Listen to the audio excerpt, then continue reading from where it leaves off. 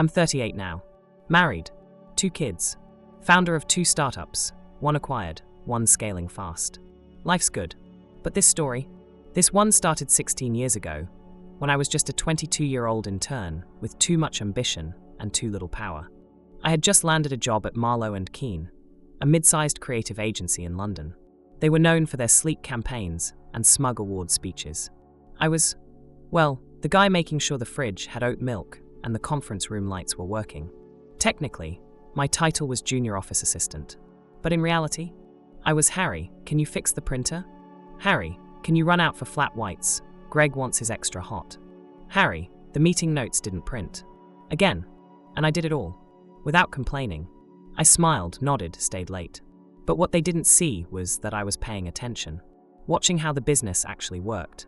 The 2 people I'll never forget from those days were Greg, one of the founders, and Sandra, the operations manager. Greg was all slick hair and too loud confidence.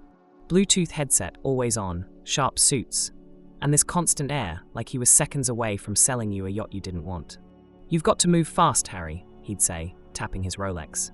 Money doesn't wait for indecisiveness. Sandra was the opposite. Cold, clean, efficient. She ran that place with military precision. Nothing missed her radar. One Thursday evening, I stayed after hours to help prep for a client pitch. The design team had gone home, and I noticed the deck was sloppy, bad alignment, data charts clipped off, messy flow. So I fixed it. Just the layout. Reformatted a few slides. Added a sleeker flow. Even saved it as v2_suggestion_Harry, so they'd know it was just an idea. Next morning, I came in early. Greg walked in with his takeaway coffee, flanked by his usual entourage. He picked up the deck. Flipped. Paused. Flipped again. Sandra, who the hell touched this? Everyone looked around. I cleared my throat. Oh, that was me. Just a suggestion version. In case. He cut me off, didn't even look up. Harry, mate. I don't need creativity from the coffee guy. Laughter. Sandra added with a tight smile. You might want to get the paper jam out of the printer before you start applying to creative. More laughter. I felt my ears go hot. My hands clenched, but I smiled. Of course. Just trying to help. And I walked out to fix the damn printer. But here's the thing they never got. I wasn't embarrassed. I was cataloging. Every insult. Every eye roll. Every moment of being dismissed. It was fuel. I didn't have a master plan yet. I didn't know how or when I'd rise. But I knew this. They'd remember me one day. And it wouldn't be for the lattes. When I left Marlowe & Keane, I didn't slam any doors. No, you'll be sorry. Or I'll show you all. Just a quiet walk out the same revolving glass door I'd passed through 100 times. Except this time, I wasn't carrying coffee. I was carrying a cardboard box and every ounce of disrespect I'd swallowed for the last 2 years. Greg watched me go. His final words? Not everyone's cut out for the real world, Harry. It's okay. Maybe you'll find something simpler to do. He said it like he was being kind.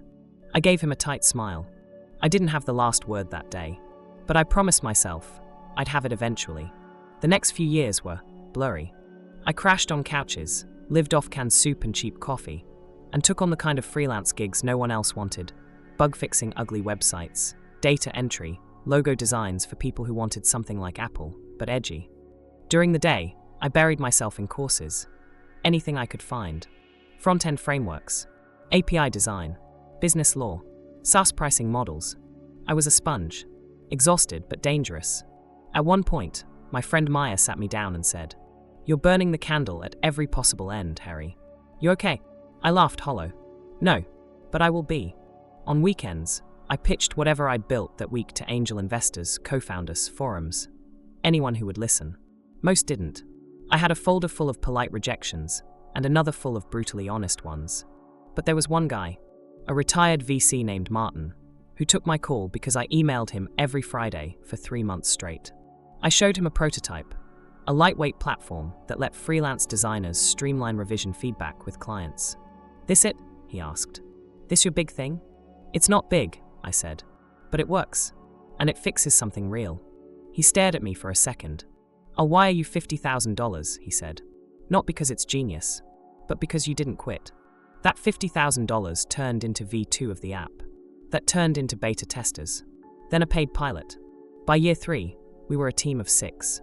By year 4, we had our own office space, an actual espresso machine, and paying customers in 5 countries. By year 5, we weren't a startup anymore. We were profitable, quietly, sustainably, fully real. No interviews, no Forbes list, just a focused little company solving real problems.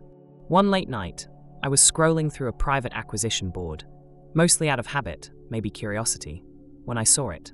Established agency, strong legacy client base, looking for strategic buyout. I clicked. Marlowe and Keane. Same name, same dull gold logo, same tagline, where creativity means business. But now, it was up for sale.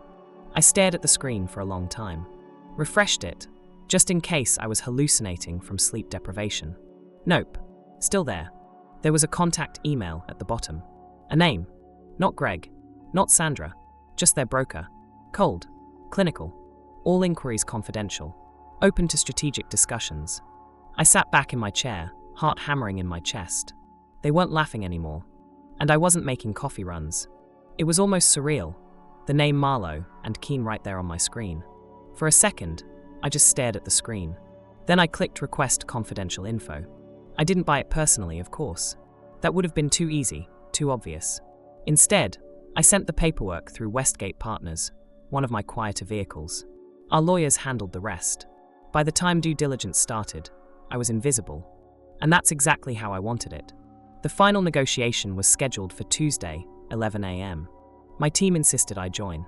It'll be satisfying, Elena said, seeing their faces when you walk in. But I didn't need to be in the room. I didn't need Greg and Sandra's recognition. I just needed the keys to the building.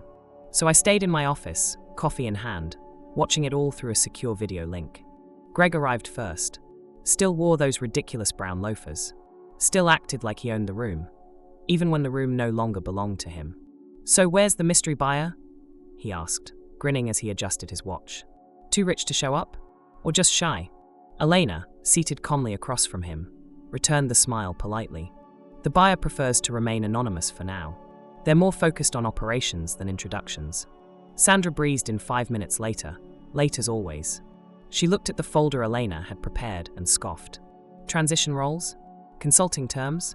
I'm guessing the new owner has no clue what they're doing. Greg chuckled. Maybe it's one of those tech kids. You know, the ones who think leadership is just coffee machines and nap pods. I laughed out loud watching the feed. Not because they were right, but because they were so wrong.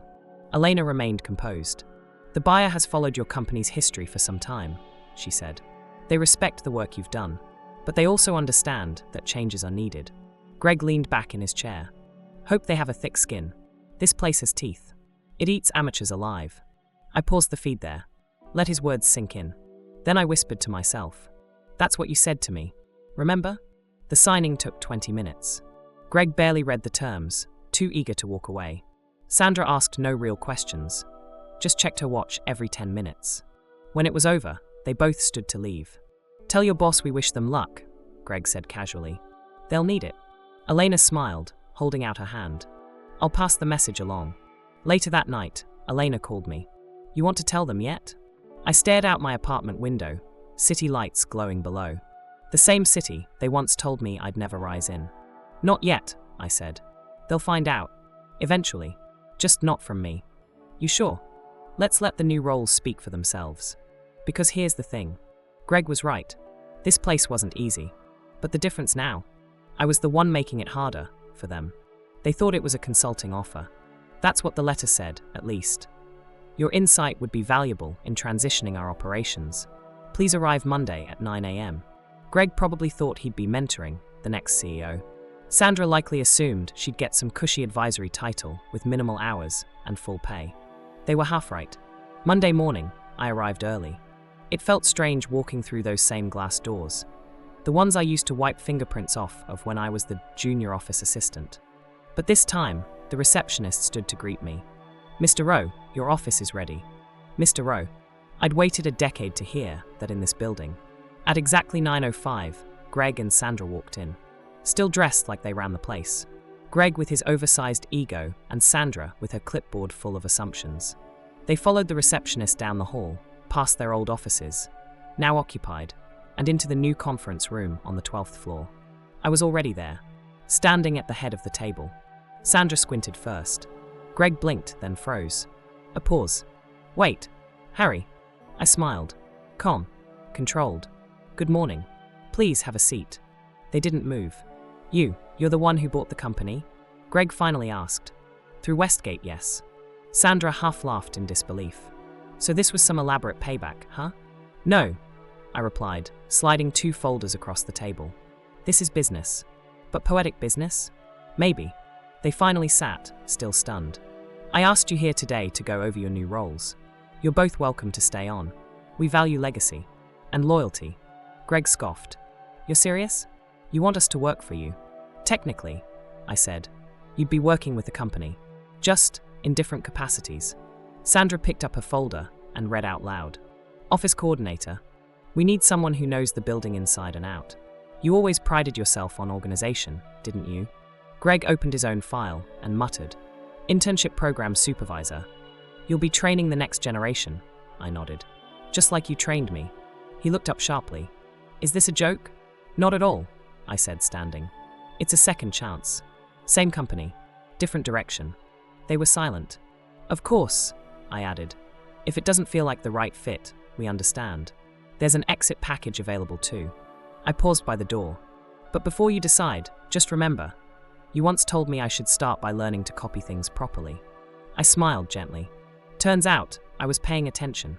I left them in that room. Folders open, pride bruised, titles rewritten. No yelling. No revenge speeches. Just roles. And reality. Because sometimes, the best revenge isn't a war.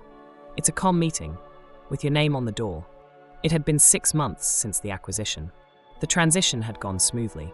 The company was stable, leaner, smarter, and finally future-focused.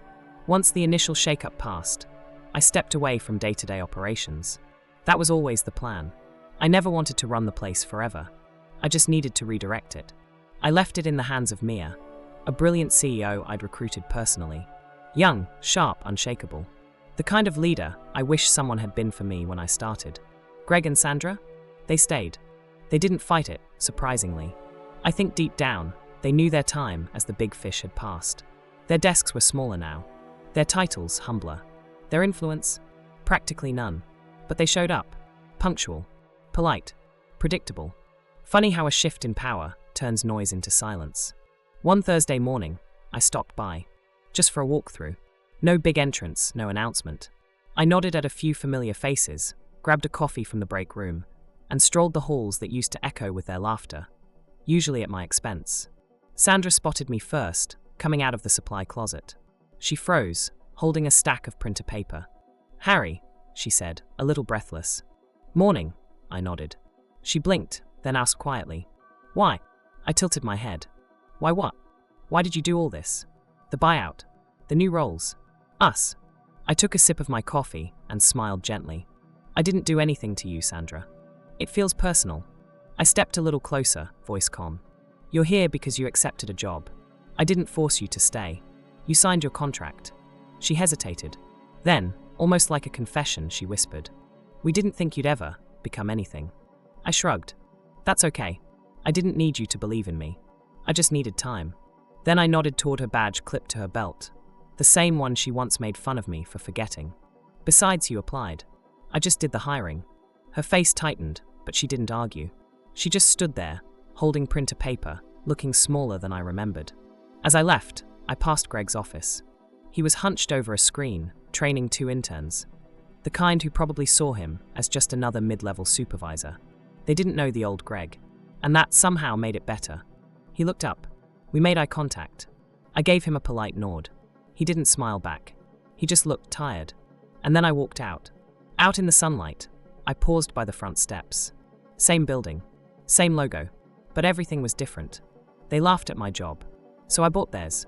Not out of anger, not for revenge, just to rewrite the ending. And maybe, just maybe, to remind them that every intern has an exit strategy.